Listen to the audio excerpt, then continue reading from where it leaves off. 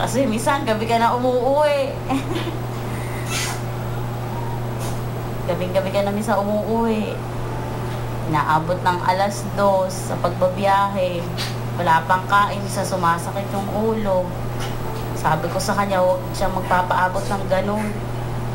Kasi, pag minsan pagka inaabot siya ng ganun, sumasakit yung ulo na kinabukasan.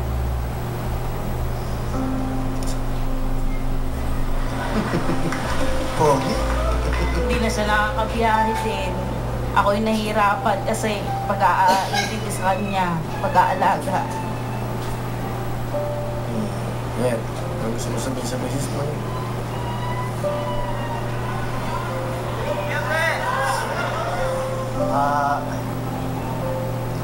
An, sa 6 na taon nating pagsasama, ulit-ulit mo sinasabi sa akin, I love you, I love you. Hindi mo nakakalimutan yun. Alam ko, ang pagsasama naman natin hindi ganun kahirap, hindi rin naman ganun kabigat yung ating pinagdaraanan. Salamat tayo at tinutulungan tayo ng Diyos. Pero lagi mong iisipin, tulad ng lagi kong binabanggit sa yung motto, paring Will, may motto talaga ako sa buhay ko. Kasi ano yung motto mo? Sabi ko, love is not only a romance.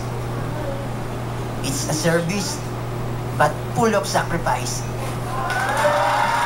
Lagi mo tatandaan yan, Mami. Ang pagmamahalan, hindi lang romansa yan.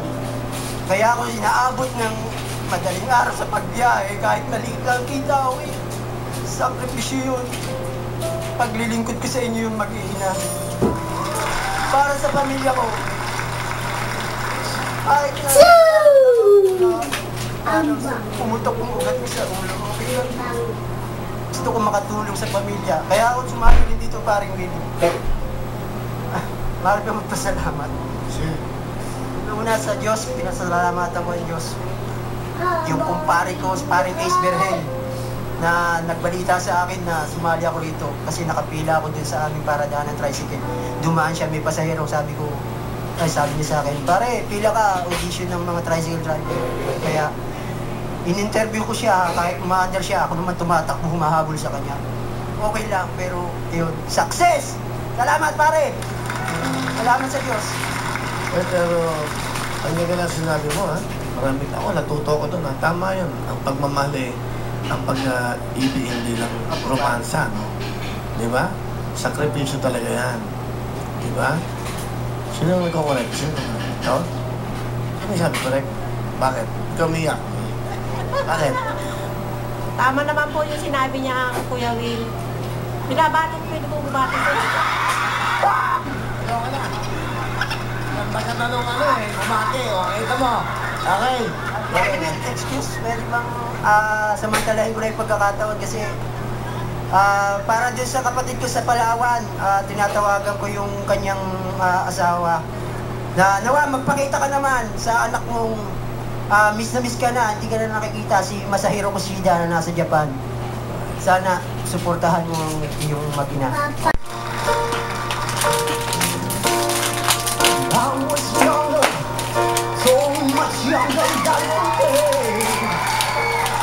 I never needed anybody's help in any way.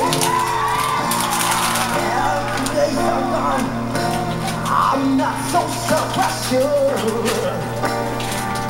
Now I find